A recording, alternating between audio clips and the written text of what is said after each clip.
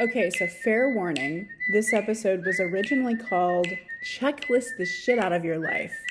So just, be aware of that going in. Welcome back to the 50/50 Project, where every week I talk through an item on a list made up of one thing I've learned for each year I've lived. So this week we're making our fifth and I think final stop in the happiness category for thing number 39, build your happiness toolkit. And I'm actually going to slap an asterisk next to this one because this is not an approach that works for everybody.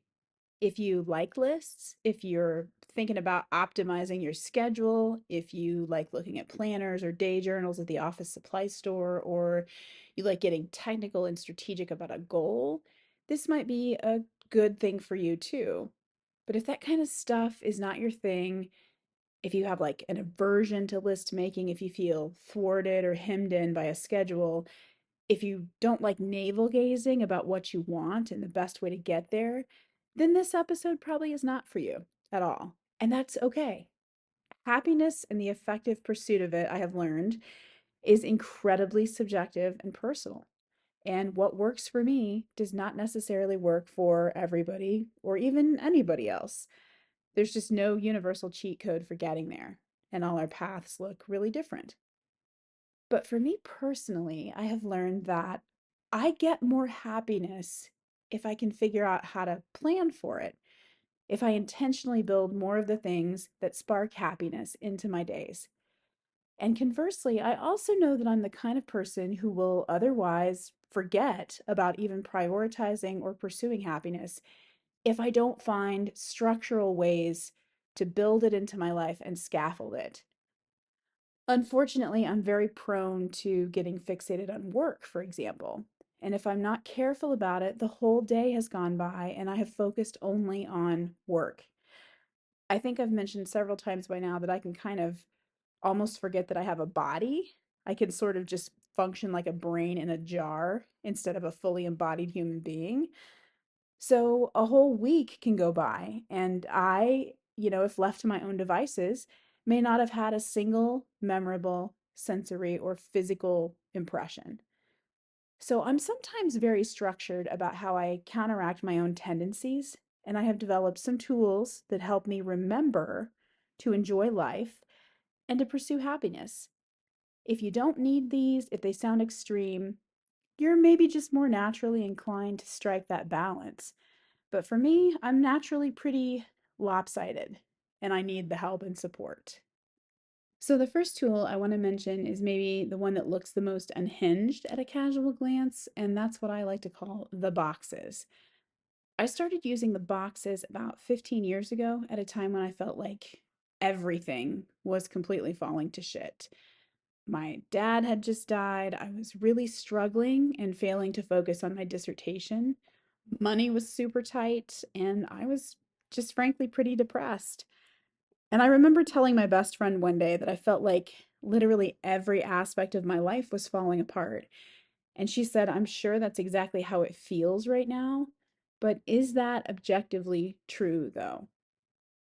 And so I was thinking, how would I test whether this is just perception or if it's reality? How can I sort of get a grip on what's really happening with my life? And so I did kind of an inventory. I came up with a list of six or maybe eight aspects of life, things like work, physical health, relationships and connections, finances, social emotional well being. I can't remember exactly what the category labels were at that time, but I think that's pretty close. And once I felt like I had pinned that list down, I kind of just went through them and did a little mental audit of the sitch in each of these categories. And indeed, this exercise led me to the conclusion that most aspects of my life were, in fact, pretty firmly in the shitter at that exact moment in time. So I had this awareness of how things were going, and awareness is great. But then what's the action step? What was I going to do about all this wreckage and chaos and failure? And that's when I started the boxes. I remember brainstorming ideas of what I could actually do, actions both big and small, that I could take to improve the situation in each sector of my life.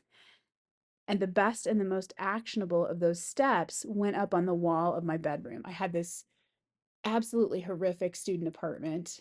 And I just turned my bedroom into kind of a war room.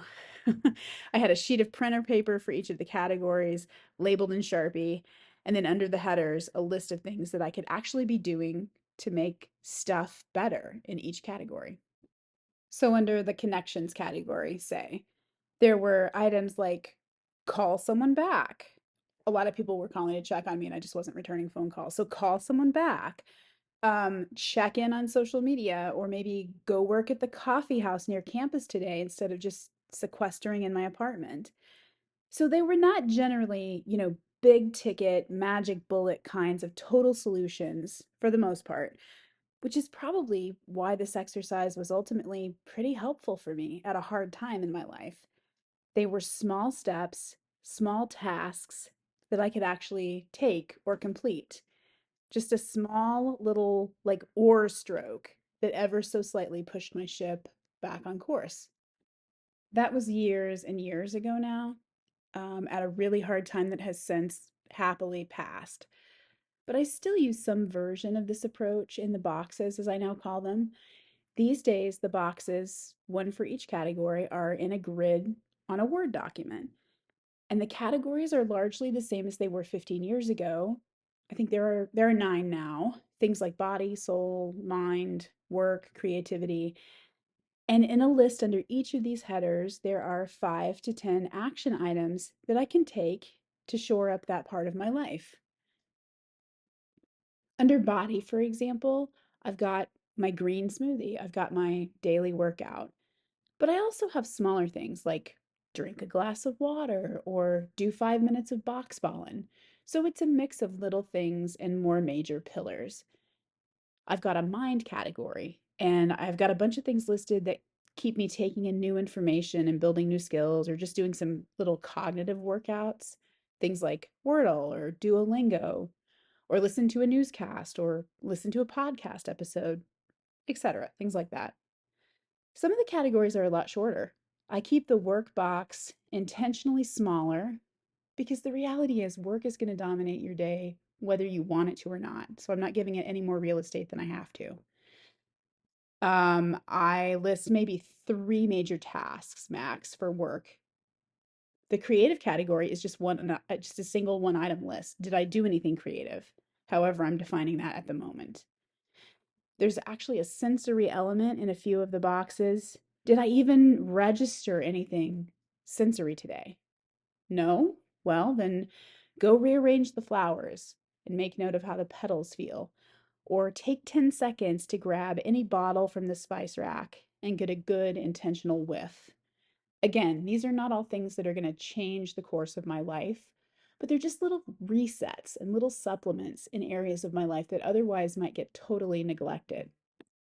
And by the way, although I mentioned that these are created in a Word document, I print these things. And I think it's really important that I print these things out on sort of is it called tag board? It's a little heavier than your average sheet of paper. Often I'll print it on different colored paper. It's just a nice little tactile experience to have it. And I think it's really important to print it out and do some handwriting on it, do some annotations. For me, anyway, it just up levels the whole experience. And I think it makes the tool more effective. On the back of this sheet, there's a little bit of space for my daily gratitude list, which I have talked about in a previous episode and think is one of the best things going in my daily life. And there's also room for just a few lines of basic journaling. And then on the front, above these boxes, there's a blank in which I write the date out in longhand. The day of the week, the date, the month, the year. And as I'm writing out this date, I really do try to remember that this is the only time I will ever live this date. This is the only Tuesday, December 31st, 2024, that I'm ever going to get. And I think there's something in that. It in itself is just a tiny little mindfulness practice that I've built into the day that pays dividends, however small. And again, if all of this sounds exhausting or extreme to you, it probably is for you. It probably means that you don't need it and you're doing just fine balancing your life in whatever way you do it for you. But for some of us, we don't remember to go into all these boxes of life daily or weekly unless we're explicitly reminded. And I'm one of those kinds of people. It's also really important to say that this cannot become about perfection or about checking everything off my list every day, hell or high water. Because if I took it from that angle, it would become pretty toxic pretty fast, I think. For me, I just need a list of options, of action items, little tiny things that I can do to keep balancing my life out as I go. Okay, so one other checklisty thing that I want to mention because it's new for me and I'm excited about it is this thing that I just started doing this year after reading Gretchen Rubin's book called Life in Five Senses, which really made me think about how little I engage in the world around me through my senses and through my body, and how much I want to change that. So I've started making seasonal sensory lists. I actually started them in September. Fall is my favorite season, and I didn't want another year to go past the way the last couple autumns have seemed to go past, with me just kind of missing the whole thing, with me kind of failing to really register fall on any deep level. So again, this is something I really want to solve with a table in a Word document because that's just who I am as a person. So I made a box for each of the five senses, and in each box, I added three quintessential fall experiences I wanted to have in 2024. 3 months, three experiences that seemed to balance out pretty well. So, for example, in the touch category, I wanted to really feel the feel of a cashmere sweater when I started taking my sweaters out for the first time that year. I wanted to really feel and register the chill in the air of a late fall evening. And I wanted to get my hands into the guts of a carving pumpkin. I haven't done that forever, but it's such an indelible sensory thing for fall. These weren't new or even particularly exciting experiences. Like pumpkin spice latte was on the taste list, and you can't get any more cliched than that, really. But it's an essential sensory marker of autumn for me. And I wanted to really savor it this year, really just get steeped in the whole experience. And for me, it was really fun to take 15 or 20 minutes and make this kind of list and really reflect on the sights and the sounds and the tastes that make fall fall or winter winter. And if you enjoy that kind of thing, if you like those kinds of exercises, it's a really good way to get yourself a little more plugged into the lived experience of the round of the year. And again, if you hate that kind of thing, then don't do it because you probably have your own ways of plugging in. Finally, the best thing that you can possibly have in your happiness toolkit is just a friend who really gets you, who really aligns with your personal approach. One of the things that bonds me with my best friend is that we have a shared interest in systems and strategies for making life happier. I think when we were younger, we would probably have said we were interested in making life more productive. But in recent years, I think we've both gotten much more attuned to just making life as it's lived day to day a better experience in terms of being happier and sort of more moral, if that makes any sense. She has her own systems. They're different systems. They're ones that work for her. But that shared interest is a lot of fun for us. We just had our annual New Year's conversation. This year it was 4 hours long. No lie.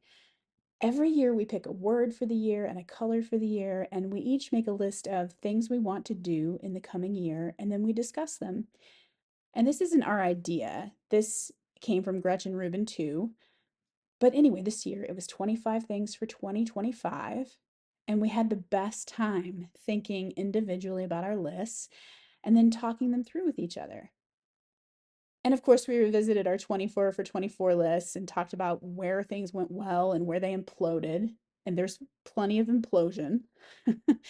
And why we think these things happened, why we think things worked or didn't work. But we take a pretty light approach to it and we have a lot of fun discussing it. And we use it as an opportunity to learn more about who we are and what we want and about each other and our friendship. And again, not everybody's into that kind of thing, and that's cool. Not everybody needs or wants it. But it's such a gift to me to have somebody who also just loves nerding out about systems and lists and reflections. It's just great fun. So, whatever your approach is, even if it's eschewing all systems and lists and reflections, it's probably good to just have a friend who gets your perspective on all of that and who can join you on whatever your journey happens to look like. Okay, so that's about enough of this for now. If you're listening to this in real time, we're about to celebrate another new year, and I really hope it's full of all the tools you need and all the happiness you can handle. I'll be back next week in 2025 with number 40.